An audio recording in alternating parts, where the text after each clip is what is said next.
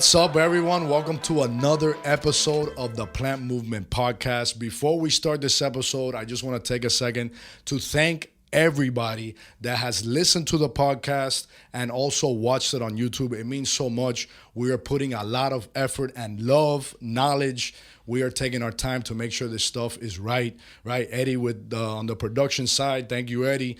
And, you know, the guests that come on are handpicked. It's not just anybody, because we really want to bring value to you guys and help you grow, right, in life. So today our guest is super special. He intertwines with me the most out of all the guests that have ever been on, because he is not just a plant nursery, but he also ships product overseas, which is what his niche is. We are here with Lawrence Dreese. How you doing, sir? He's with Redland Farm Life. Redland Farm Life, local here in the Redlands. And I have known you for a long time. It's been a long time. A long time. Yeah. And it's so cool to be sitting here with you today. I remember asking you, would you want to jump on? And you're like, yeah, man, let's go. Yeah, thanks for asking. I appreciate it. No, it's cool. It's something that has been created for us to talk about what we do, because we talk about what we do every day amongst each other with customers and friends and neighbors and stuff like that are in the industry, but not for people that are all over the world. Very true. So that's what's super cool about what we've created here. So today I really want to focus on your niche, right? But first, before we jump in to your niche, I want to give people a background of yourself, and I want you to talk to them a little bit about how you got into this plant industry, right? Because it's not something that everybody is into. It's a massive industry that you jumped in, and you have fed your kids. You have done everything over a course of a long time, and I just want to talk about how you jumped into this. Well, a very long time ago, I was working for a company called Hopman Hydroponics. Okay. And we were growing hydroponic lettuce. I was a salesperson. That's super cool. It was really cool. It was a long time ago, before anybody was really doing it. What year was that in? Oh, man, probably like 82 or 83. So you were fresh out of high school? Fresh out of high school. Okay. And I started working for them. I thought it was something I'd really appreciate. I was doing sales. I wasn't really in the technical side of it. And they were here local? They were here local in Homestead. Okay. But it kind of turned me on to the plants and things around it, and I started enjoying it. And right before Hurricane Andrew, pushing a little bit farther, I was working for Kendall Garden Center, which was by Miami-Dade Community College, an established garden center. And Mark Collins, he's still in the business. Okay, I've heard of him. And Mark just I was working for him doing small cleanup and landscape jobs, and he turned me on to all the plants and the names, and we would just discuss plants all day long.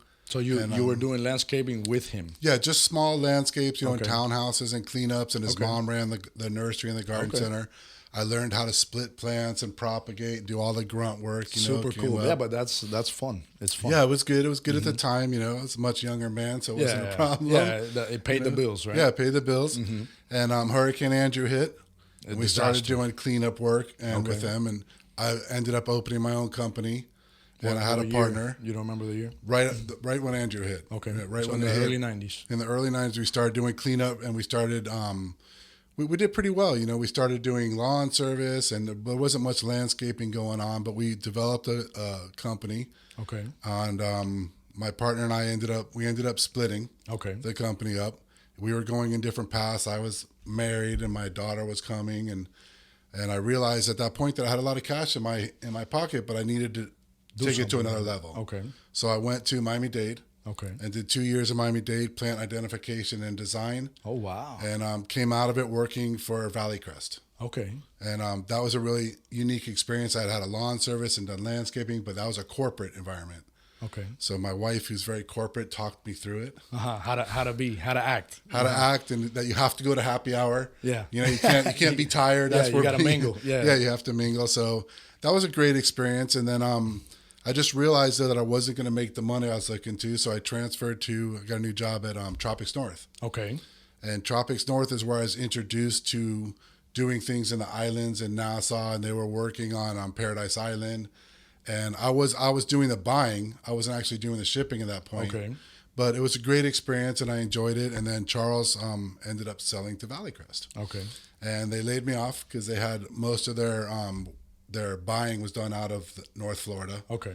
So I kind of saw it coming, and that's when I ended up starting to do this and working for people, but shipping myself and making connections overseas and just learning, the hard way, running The hard through way, it, the making hard my knocks. mistakes. No, from what you told me now, there's a lot of viewers that they're starting or they're in, let's say, maintenance or whatever. Most people start in maintenance or installing and stuff like that. Yeah. People don't jump into the nursery game or shipping overseas from day one. But the fact that you started there and over the years you learned and you had a business and you had a business partner, you learned so much, and now you're shipping, overseas, but you learned it somewhere. Right. That's some people, they're like, man, I want to ship overseas, and they just dive in. Sometimes it's better to go work for somebody and learn the craft, perfect it, and then you can save up your money and start your own business. I'd say, especially in the environment that we have now, jumping right in would be Dangerous. Yeah, it'd be almost impossible. Really. Yeah, you'll be hanging yourself. Yeah, you want to start at the bottom and work your way up, not just to pay your dues, but to learn. To learn, yeah, knowledge. You learn. Yeah, you learn that if you drop a plant or you crush the roots, you learn on your way up. Of course. And then when the troubles come later, you have the solutions. Of course. You'll save a lot of money and time if you do it with somebody the else. knowledge you gain just is, you can't beat that. It's incredible. It's incredible. Sure. So then you started shipping overseas, making connections, meeting people. Have you flown overseas? Yeah, I haven't been since COVID, obviously, but we spent a lot of time over there. What islands do you ship to, or where have you shipped to? Well, right now we ship to the Virgin Islands, we ship to the Abacos, we're shipping into Antigua, Grand Cayman, Nassau. Any plants? Any type of plants? We do plants. We also do hard material. We'll do mulch and sometimes cement, wood. Okay. Whatever they need. Really. Whatever they need. Yeah. So you guys know, if you guys have anybody over there, or if you guys are listening from over there, you already know who to call.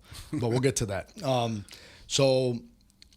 So going through all this stuff, you're shipping to the seas. I'm sure there's so many hurdles, especially now. That's what I love about us being so close, niched in the industry, with all of the hikes that we've been seeing and all the issues with shipping and all the issues just across the board. How are you doing when it comes to that, getting your customers the product that they need? I'm sure you're well, it's not as easy as it once was, Yeah. I mean, as you know, the availability isn't there. Prices are on the rise. There's shortages of everything, including drivers. Yeah. So you can't depend on someone showing up. Major shipping companies, you can book a trailer or a reefer, but whether or not they show up, you don't know. You don't know. You don't know until they show up. They're adjusting the way that they make their deliveries. And the drivers in the islands as well. Yeah, I mean, honestly, once it gets to the island, there are some challenges, but not really for us anymore. Yeah, it's quick. Yeah, once the product leaves my nursery, my responsibility is over. Your responsibility is over. But I still remain responsible for the quality of my plants when they show up.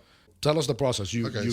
Obviously, it's all about the money, right? Yes. I mean, the end all in is to make money. Of course. So you have to get paid first. Of course. There's no recourse once the plants leave your nursery. There's no recourse. Yeah, and you can't go over there or an attorney go over there and try to fight for it. Once they're gone, they're gone. Get paid first, guys. You heard that? Get paid first. Okay. And that's a big thing too, because the person who's paying you has to trust you. Of course. That comes with relationship and right. They have to trust that they're going to get quality plants, because you have to understand, by the time we have to mark it up for everything we have to do to ship it, and by the time they pay for shipping and offloading, that plant is quite expensive. Yeah. And then they have to put their margins to their customers, so it's quite a big difference. It gets up there.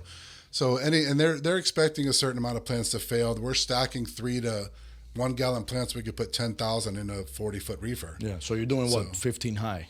We're doing 13 to 15 high. It depends on the plant. As California stack, guys. That's when you stack the plants on top of it. You make like a pyramid. And you keep on going all the way to the back of the truck. But every plant's different, right? And some you can stack. Some they break. Some you can stack too high. Some you have to put on the floor and take up room. No, and now we're dealing with plants not being fully ready to sell, so they're not rooted in completely. So when you stack, they get squished at the bottom. They're not ready. There's that, but when plants are overgrown, you can put less on. Yeah, because they're too wide. They're taking up too much room. Mm-hmm. So it's never the same, right? It's a gamble. You can't say, well, you sent me 5,000 last time. Well, this time we can only fit 3,000. Yeah, that's because the plants are bigger, or they want a bigger quantity, a bigger spec, or whatever. Bigger spec, right? So that you get the order, you give them a price sheet, and your price list, and you price it out. You send it to them. They send you the money, and then that's when the party really starts. That's when it starts. That's when you have to start consolidating the plants. like you said, I have a nursery. There's certain things that we've begun to grow that are always being requested. Clusia, sea grape, which that's those very types good. of things. That's very good to do. Right. You So cut your costs on that. Exactly. But we're a small nursery, so we're producing what we can, and then you consolidate the rest. Of course. So you have to bring everything into a certain area in your nursery. You have to make it accessible to federal inspectors, because that's what they are. They work for the federal government. So who do you call for that? It's PSIT, so it's a phytosanitary inspection. It's a federal website that you can get onto. You sign up for, and you call them up to come out and do an inspection. And you got to be certified with what certifications? Well, just an ant stamp to send. Well, you have an ant stamp, but really that's only for when you're sending to like the Virgin Islands, or as you know, domestically, United States. It always helps to have it. It's nice to keep your nursery clean.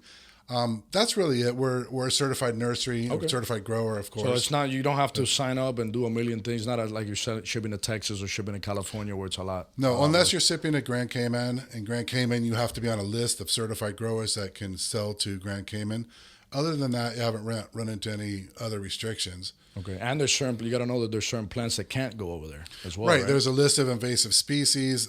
There's a CITES list of plants that are supposedly not going to be around for too much longer. I can't. The word escapes me. Extinct. Extinct. They're becoming extinct. But that's in my opinion, it's not true. Like everybody grows cardboard palm. And that's on the list of plants that might go extinct. So over there. No, that's here. And then other countries jump on the CITES.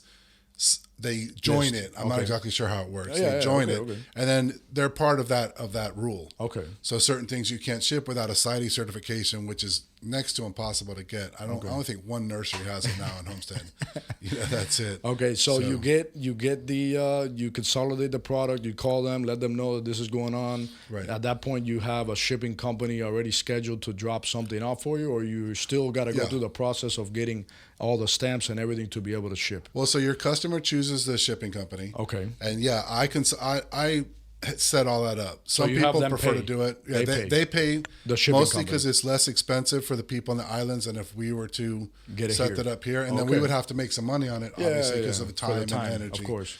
So, they pay for it. They give you the company, but I have the connections. I call for the drop-offs, for the pickups, and all those kind of things. And then, you have the inspector come out.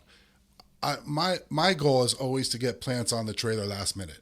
Of course. So I want to load at the very last second, so those plants are spending the least amount of time possible packed in a dark, cold trailer or open container. Or an open container. Open container is when they have, so an open container is you have a back wall and a front wall, right? So think of a semi-trailer. Let's say, think of this.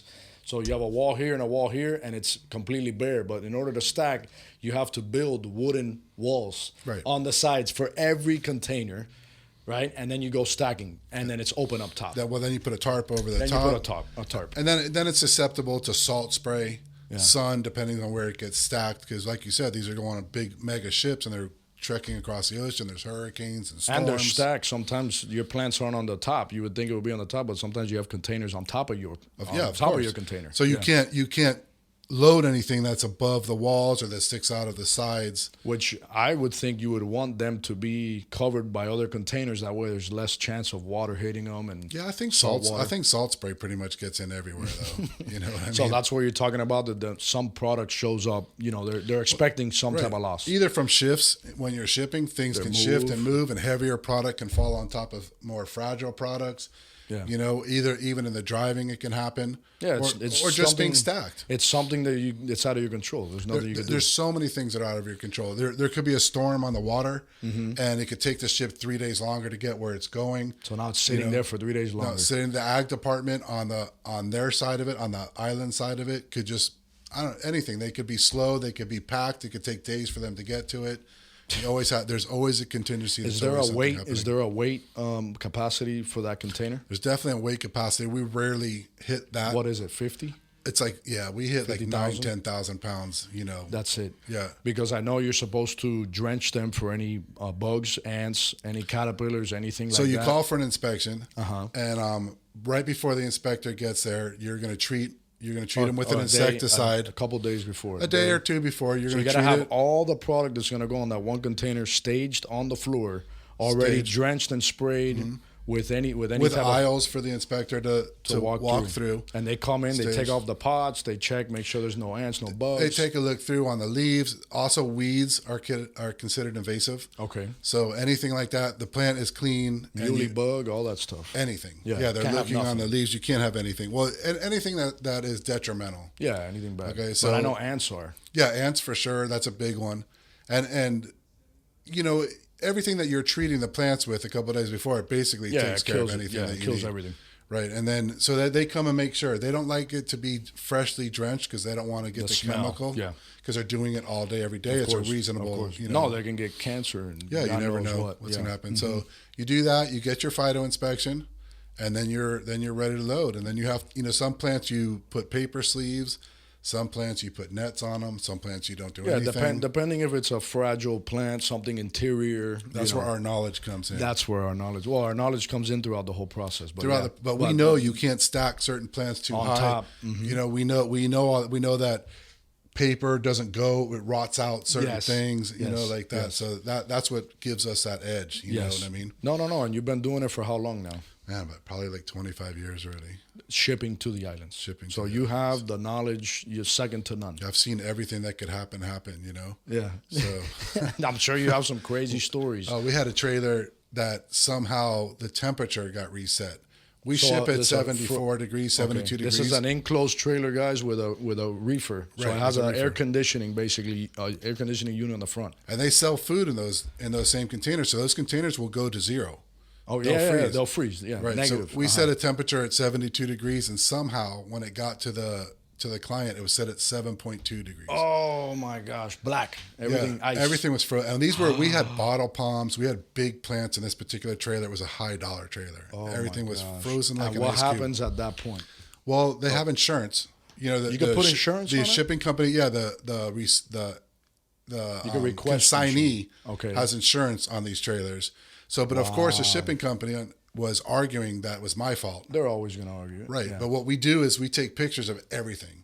Okay. So I have pictures of the temperature set, when it leaves it, when I set it. Maybe it's good to take when the truck leaves, you wave at him and you're filming the temperature while he leaves. I take a picture. If you're going to ask me to send the original phytosanitary paperwork with the driver, I get a picture of the driver with the invoice and the phyto in his hand, because I've had it where they've told me I didn't give the driver the phyto.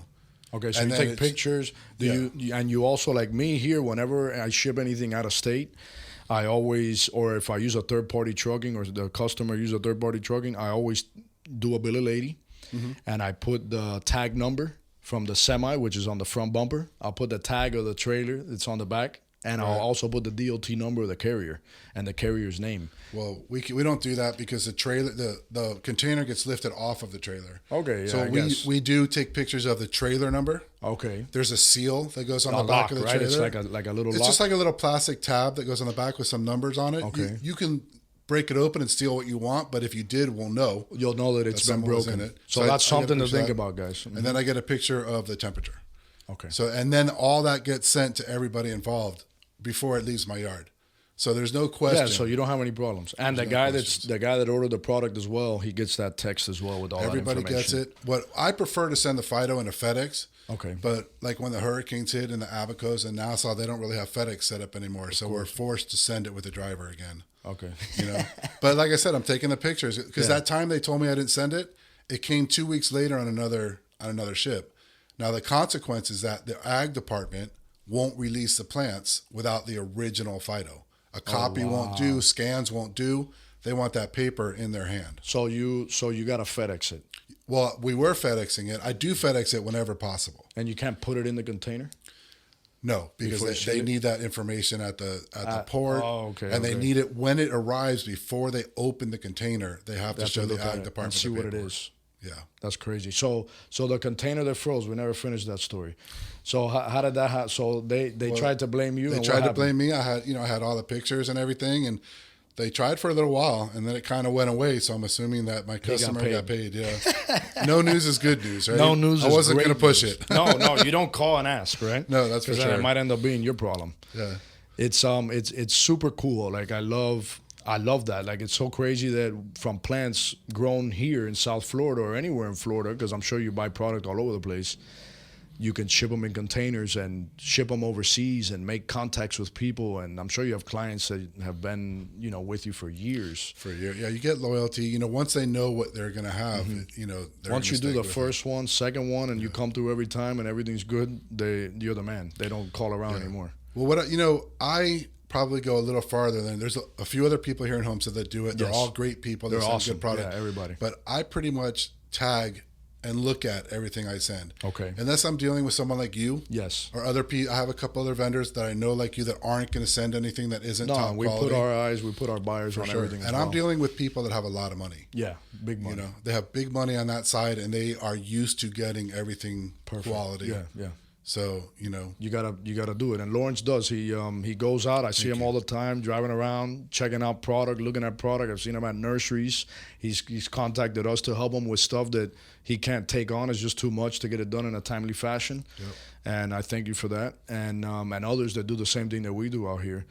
And it's just cool. I love the fact that, you can put plants in a container and ship it overseas, and it can be feasible. It's realistic. It can be done. I'll tell you, I still hate watching it. You still hate watching I hate watching those plants get stacked, Oh, I hate it too. Especially in the open tops when, and you're going to drop some plants. Things are going to happen. I hate watching it. Yeah, because like for us here, I like to, our semis have 3 floors. And everything is either single or double stacked, depending on what it is. Sometimes we do California stack some stuff, but it's all per request, Yeah. And sure. I know garden centers, they want their stuff, exactly what it looks like here. And that's what I want to ship the customer as well. I want to ship them exactly what it looks like here. I want it to show up over there like that. And when you California stack stuff, they get squished. And then it's on a trailer for a week, 2 weeks, sometimes even more, right? Well, right now, depending on where you're going, most of my clients are getting things within 7 to 10 days. 7 to 10 days. Some get it, when we ship to Nassau, they get it the next day.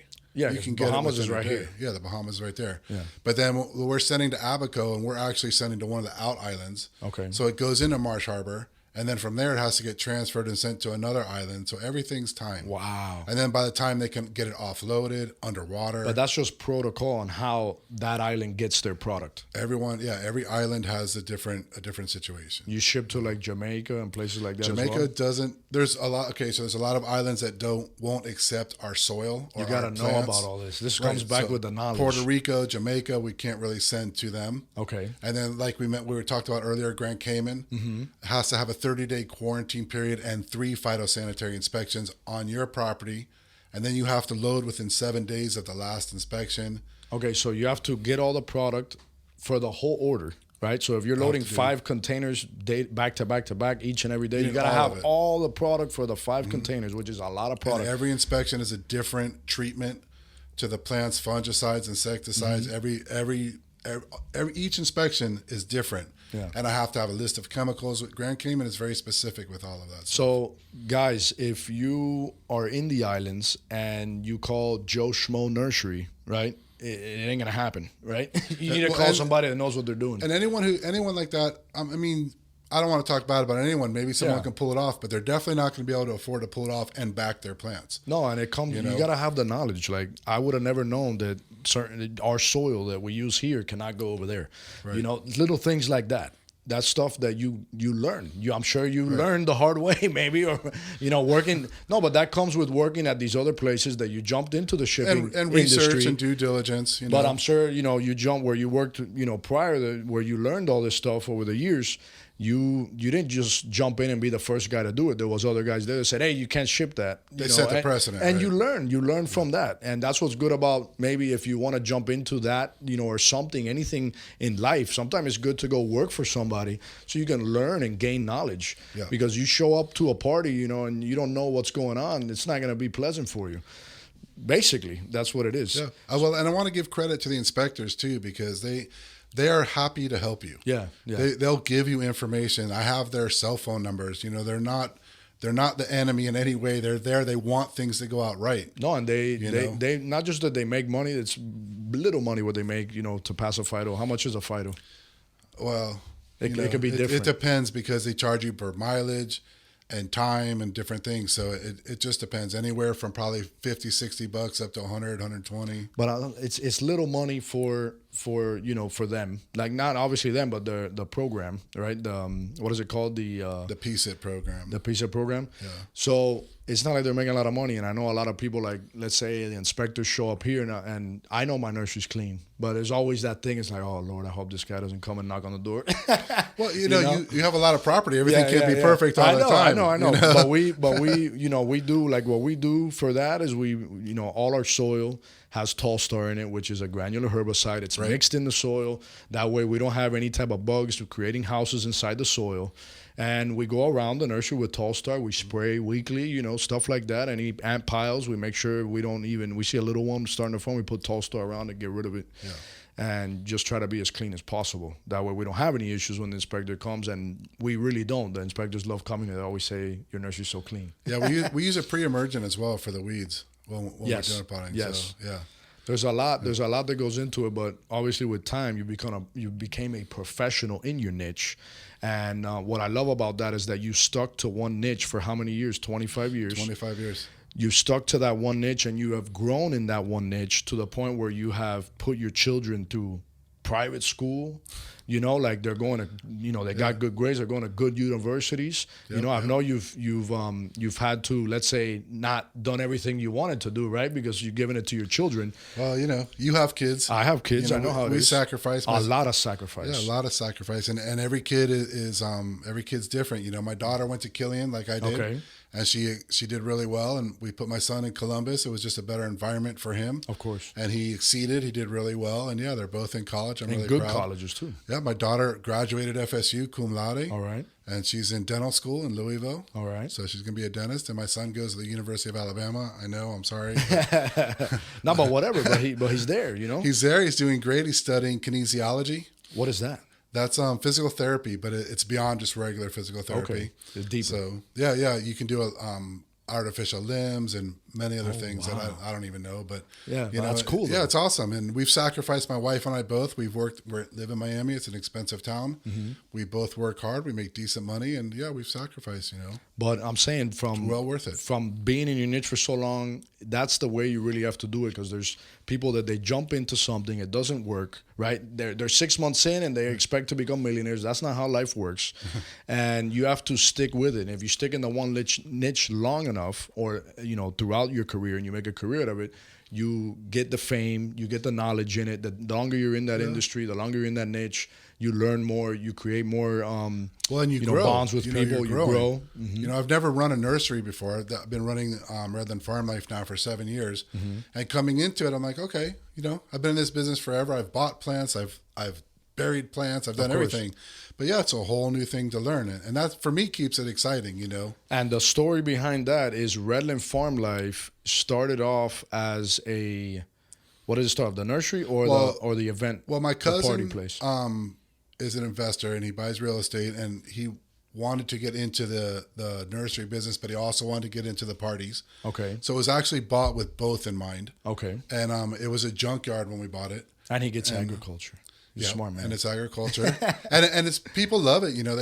As you've seen, it's a paradise. Beautiful, it's gorgeous. It's great to come to work every morning to that birds and plants and orchids and it's gorgeous. Fish. So what his nursery is? How big is it? It's 5 acres. So it's 5 acres, but so the party place is like it's literally an oasis. You show up there and it's gorgeous. They do weddings there. They do parties there. Like, you guys can book it. It's right off 200 Street in Chrome. We have a little bit of an orchard there, so we have all kinds of fruit representing that fruit that gets grown here in the Redlands. Okay. Yeah, for the guests, they can walk 32 around and see different varieties of fruit, and so that part's really cool. And there's animals, like you said? Well, there's koi fish and chickens. I don't know. Okay, whatever. The chickens are fun. Chickens running around. Yeah. And then there's the nursery. Right. And what that opened up for you, for the viewers listening, you don't have to have the funds, right, to go and jump into something. You can partner up with somebody that backs you up when it comes to the funds, but you have the mission and the idea and the end goal of what you want to accomplish there.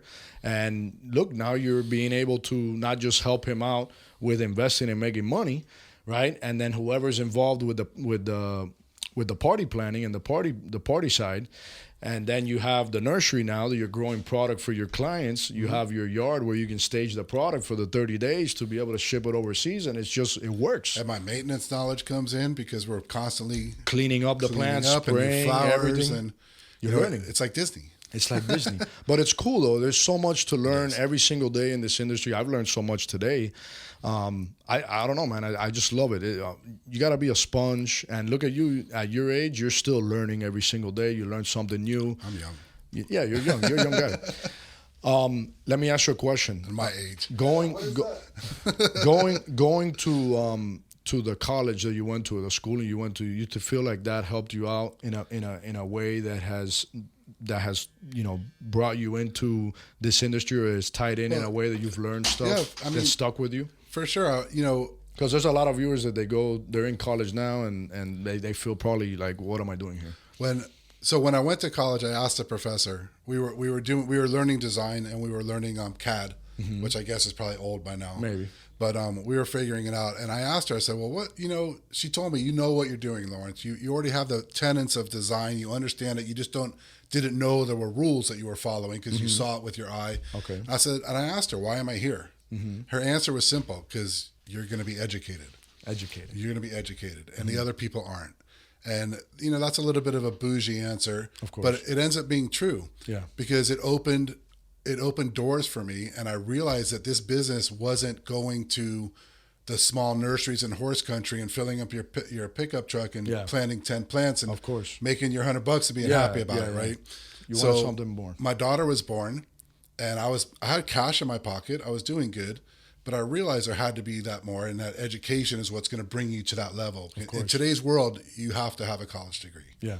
So, and this was a little before today's world. Yeah. But I realized that, and that degree brought me to Valley Crest, and Valley Crest showed me what this industry is. I was the enhancement project manager, so I dealt with all the 5-star hotels from Fort Lauderdale to Key West. Okay. And changing out plans, hotels. all the Lowe's and Ritz-Carltons and Key Biscayne and South Beach, and just by enhancement, we were changing out flowers, we're changing out plants, we're doing new designs, and it opened my eyes because there was a lot of money, and what you were doing was good. You're doing something good for the environment, right? Every time you sell a plant, you start another plant. Exactly. And it's good for the environment. Yes. I always wanted to do something that at least had a little bit of a residual effect, right? So that part was cool, and I got to meet a lot of people, and I got to see that you can make a living. Yeah. You can make money, and you can be someone who does something that is, I guess it's important to a certain extent, to keep the plants going and help the environment. Yeah, for sure. Very well said, Lawrence. So that was a learning curve for me, Yeah. No, and the experience. For me, experience is very important. Yeah. Because you can be fresh out of college, and I feel like, maybe in college you come out and you don't know the real world, right? You know the college world, right? And what you learned in the textbooks and what you learned there.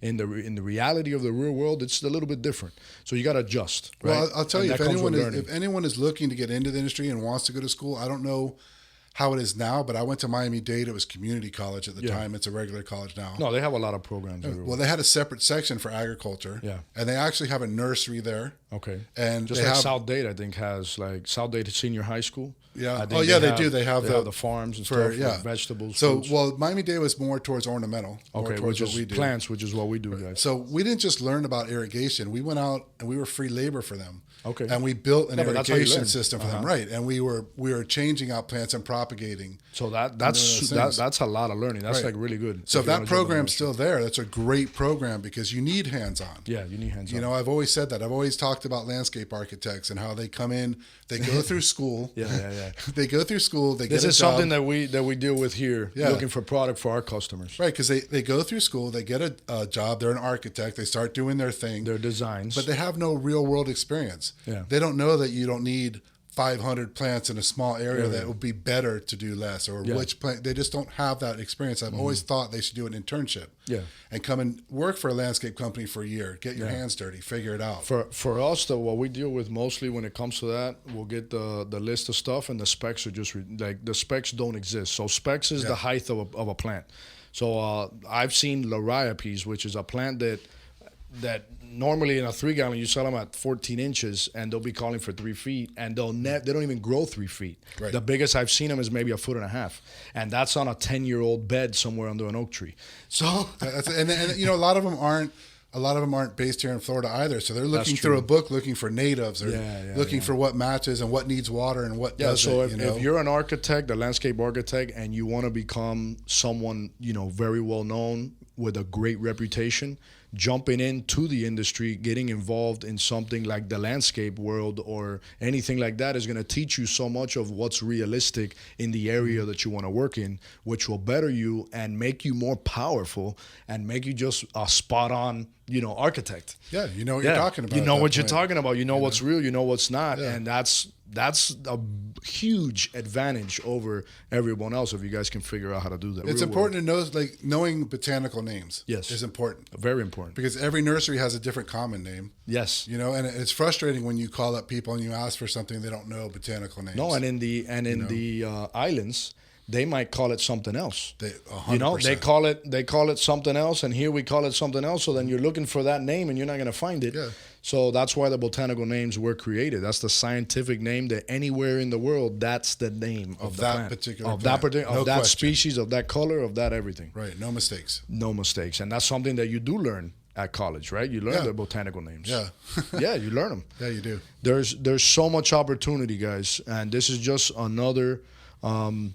This is another person that is here that has created a niche in shipping product overseas, and he is very good at what he does, like super good.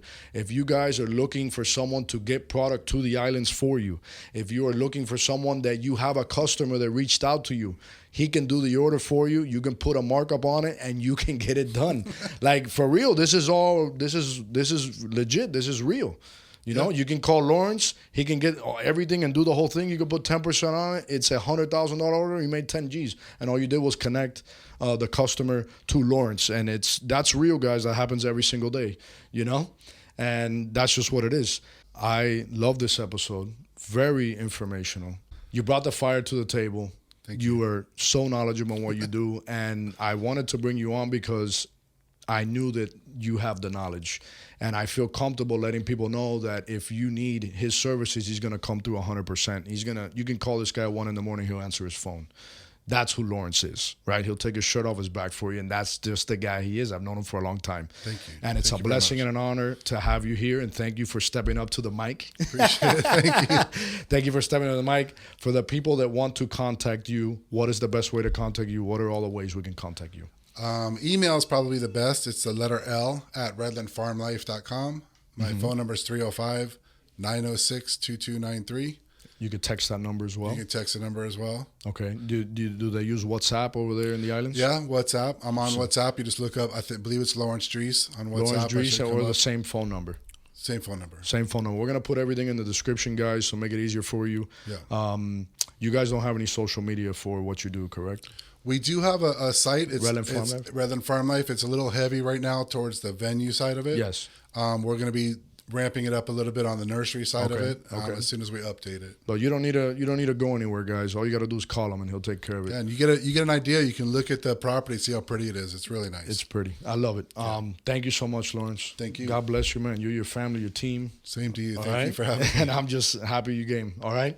Thank you, guys. Thank you so much for listening and watching. I hope you learned something. This was a very informational, knowledgeable episode. So thanks, Lawrence, for jumping on. And if you guys have any type of niche that intertwines with what we're doing here in the plant movement, you already know what you can do. You can DM us, direct message us on Instagram at the Plant Movement Podcast.